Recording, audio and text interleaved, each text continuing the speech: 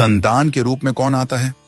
पूर्व जन्म के कर्मों से ही हमें इस जन्म में माता पिता, भाई बहन, पति पत्नी, प्रेमिका, मित्र शत्रु, सगे संबंधी इत्यादि संसार के जितने भी रिश्ते नाते हैं सब मिलते हैं, क्योंकि इन सब को हमें या तो कुछ देना होता है या इनसे कुछ लेना होता है। वैसे ही संतान के रूप में हमारा कोई पूर्व जन्म का संबंधी ही आकर जन्म लेता है, जिसे शास्त्रों में 4 प्रकार का बताया गया है। 1. अऋणानुबंध पुत्र। पूर्व जन्म का कोई ऐसा जीव जिससे आपने ऋण लिया हो या उसका किसी भी प्रकार से धन नष्ट किया हो, वह आपके घर में संतान बनकर जन्म लेगा। वह अपना धन बीमारी में या व्यर्थ के कार्यों में तब तक नष्ट करेगा जब तक उसका पूरा हिसाब न हो जाए। 2. शत्रुपुत्र।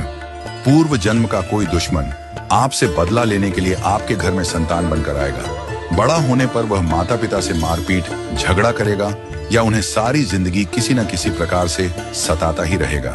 वह हमेशा कड़वा बोलकर उनकी बेइज्जती करेगा और उन्हें दुखी रखकर ही खुश होगा। 3. उदासीन पुत्र। इस प्रकार की संतान न तो माता पिता की सेवा करती है, न ही कोई सुख देती है। वह उन्हें उनके हाल पर मरने के लिए छोड़ देती है। विवाह होने पर यह माता पिता से अलग हो जाते हैं और उनकी चिंता नहीं करते। 4. सेवक पुत्र। पूर्व जन्म में यदि आपने किसी की खूब सेवा की है तो वह अपनी की हुई सेवा का ऋण उतारने के लिए आपकी सेवा करने के लिए पुत्र बनकर आता है। जो बोया है वही तो काटोगे। यदि अपने माता पिता की सेवा की है तो ही आपकी संतान बुढ़ापे में आपकी सेवा करेगी, वरना कोई पानी पिलाने वाला भी पास न होगा। आप यह न समझें कि यह सब बातें केवल मनुष्य पर ही लागू होती हैं। इन 4 प्रकार में कोई भी जीव आ सकता है। यदि आपने किसी गाय की निस्वार्थ भाव से सेवा की है तो वह भी पुत्र या पुत्री बनकर आ सकती है।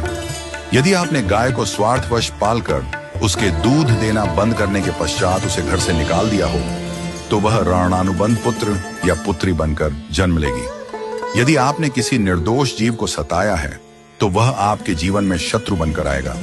इसलिए जीवन में कभी किसी का बुरा न करें, क्योंकि प्रकृति का नियम है कि आप जो भी करोगे उसे वह आपको इस जन्म में या अगले जन्म में 100 गुना वापस करके देगी।